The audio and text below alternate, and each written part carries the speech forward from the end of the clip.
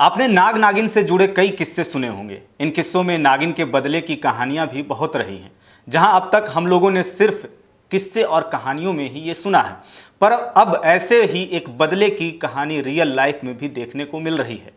नमस्कार, इन खबर देख रहे हैं आप और मैं हूं आपके साथ जानिसार खान। दरअसल यूपी में कई दिनों से एक अजीबोगरीब मामला चर्चे में है, जहां फतेहपुर जनपद के रहने वाले एक युवक को सांप बार बार डस रहा है।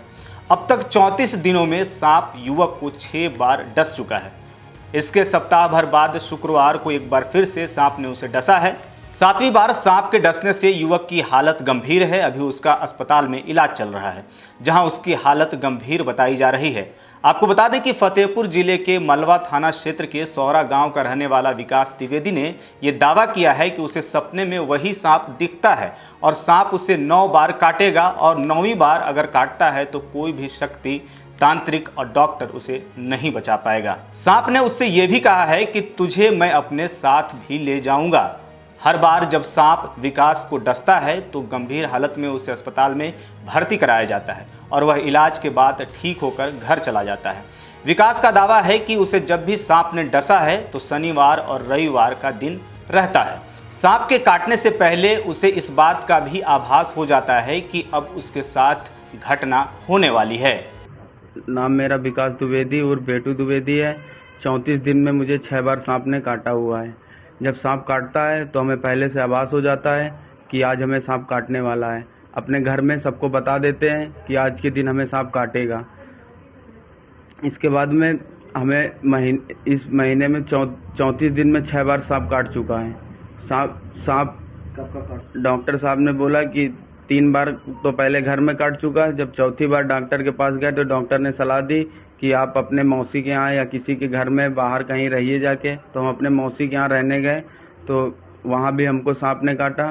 फिर इसके बाद हम अपने घर में आके रहने लगे। फिर यहाँ भी एक बार चाचा के यहाँ फिर सांप ने फिर लास्ट बार बाइट सांप ने चाचा के यहाँ काटा है। सपने में यही आया है कि जब तीसरी बार सांप ने काटा था तब सपना आया था कि हम आपको 9 बार काटेंगे। तो 6 बार काट चुका है, 3 बार अभी और काटेगा। 9वीं बार में यह दावा किया है कि जब काटेंगे तो आपको कोई दैवी शक्ति या डॉक्टर कोई भी कुछ भी नहीं बचा सकता। हम अपने साथ आपको ले जाएंगे। युवक के इस दावे के बाद परिजन किसी अनहोनी की आशंका में डरे सहमे हुए हैं। सांप ने 6 बार युवक को शनिवार और रविवार को डसा, लेकिन 7वीं बार गुरुवार को डसा। पीड़ित के परिजन ने बताया कि इस बार शनिवार को बालाजी जाने की तैयारी थी। सांप ने लेकिन गुरुवार की रात को ही 7वीं बार डस लिया। को पहली बार सांप ने काटा था। इसके बाद इनको शनिवार सैटरडे हर बार ही सांप काटता था। इसके बाद हम लोग सोचने लगे कि अब इनको शनिवार सैटरडे ही सांप काटेगा। इसीलिए हम लोगों ने बालाजी नासिक जाने की तैयारी की। जैसे भी हम कहीं जाने या तीर्थ स्थल जाने की बात करते हैं तो सांप को पहले से आभास हो जाता है कि कहीं जाने वाले हैं हम। विकास द्विवेदी को सांप ने पहली बार 2 जून को डसा था। परिजन उसे प्राइवेट अस्पताल ले गए थे। 2 दिन तक युवक भर्ती रहा। इसके बाद 10 जून की रात 9 बजे सांप ने युवक को फिर डसा। युवक के मुताबिक जब तीसरी बार सांप के काटने पर जब युवक इलाज कराने गया तो डॉक्टर ने उन्हें सलाह दी। डॉक्टरों ने युवक से कहा कि तुम अपना घर छोड़कर कहीं बाहर रहने चले जाओ। डॉक्टर की बात मानकर युवक अपनी मौसी के यहाँ चला गया, लेकिन सांप ने वहाँ पहुँचकर भी युवक को काट लिया। इसके बाद युवक अपने चाचा के घर रहने आ गया। युवक का पीछा करते हुए सांप यहाँ भी पहुँचा और चाचा के घर पर भी डस लिया। ऐसे में इलाज करने वाले डॉक्टर भी हैरान हैं कि आखिर माजरा है तो क्या है। युवक को बार बार सांप डसने की बात से स्वास्थ्य महकमा भी हैरान है। सीएमओ ने 3 डॉक्टरों का एक पैनल बनाया है। उन्होंने टीम से पूरे मामले की रिपोर्ट मांगी है। दरअसल सीएमओ राजीव नयन गिरी ने बताया कि जिस लड़के को सांप काट रहा है उसका परिवार कलेक्ट्रेट में मिला था।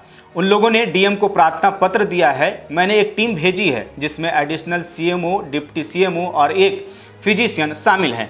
3 दिन के अंदर जांच रिपोर्ट ये लोग सौंपेंगे। संज्ञान में भी आया। कल मैं डीएम साहब के ऑफिस में गया था कलेक्ट्रेट में, तो वहाँ पर एक आदमी एप्लीकेशन लेकर आया। मुझको भी बड़ा असर हुआ। मैंने सुना केवल, तो सुनने के बाद ही मैंने अपने कुछ लोगों से और बात की।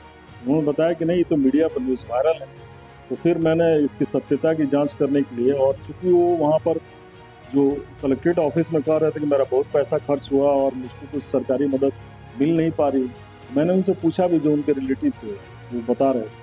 मैंने कहा कि भाई हर गवर्नमेंट हॉस्पिटल में अभी एंटी स्नेक वेनम मौजूद है। आप किसी हॉस्पिटल में गए आज तक? नहीं, मैं सरकारी हॉस्पिटल में नहीं गया हूँ, वहाँ लोग ध्यान नहीं देते हैं, हमको कहीं टाइम पर नहीं मिले इंजेक्शन। तो क्योंकि मैंने कहा कि हर जगह मौजूद हो, कोई दिक्कत हो तो हम लोग के यहाँ 108 एम्बुलेंस भी मौजूद है, वो 20 से 22 मिनट में निश्चित रूप से आपको सरकारी हॉस्पिटल लेते आएगी, डिस्ट्रिक्ट में या कोई भी जो नज़दीक का गवर्नमेंट हॉस्पिटल हो। और वहाँ पर गारंटी है कि हर जगह, मैंने खुद चेक भी किया है 3-4 सेंटर, हर जगह हम लोग के यहाँ पर्याप्त मात्रा में एंटी स्नेक वेनम मौजूद है। लेकिन उनका था कि नहीं, इसीलिए मैंने एक टीम गठित कर दी है जिसमें एक एडिशनल CMO, एक डिप्टी CMO और एक फिजिशियन सरकारी ये जिला चिकित्सालय से लिया, उनको भेजा। अब देखें उनको 3 दिन के अंदर सारी रिपोर्ट, 3 दिन में जाँच मेन कि भाई जहाँ जो जांच कर रहे हैं वास्तव में ये सांप काट रहा है क्या, एक दूसरी की जहाँ जांच हो रहा है डॉक्टर भी कॉम्पिटेंट है कि नहीं, और सही ढंग से उस सांप काटे का इलाज जानते भी हैं कि नहीं, वो भी है। क्योंकि ये थोड़ा आश्चर्य वाली बात लग रही है, एक ही आदमी को एक फिक्स डे में हर शनिवार को कोई काटे सांप और उसके बाद उसी एक हॉस्पिटल में जाके भर्ती हो और ठीक हो जाए 1 दिन के बाद, तो ये थोड़ा सा आश्चर्य वाली बात। इसलिए हमने सोचा कि भाई एक बार टीम गठित करके देखवा ही लेना, क्योंकि काफ़ी लोगों ने मेरे सामने ये मुद्दा उठाया इसके बाद भी, इसलिए मैंने टीम भेज दी है।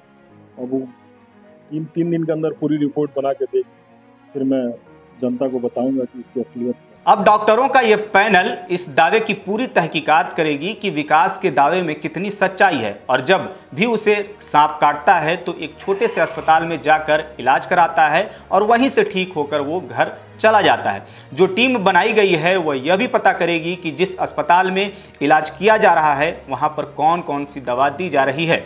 तो अब इंतजार कीजिए डॉक्टरों की रिपोर्ट सामने आने के बाद ही पता चल पाएगा कि आखिर इस पूरे मामले की सच्चाई क्या है। आपको क्या लगता है इस पूरे मामले पर? कमेंट करके हमें जरूर बताइएगा।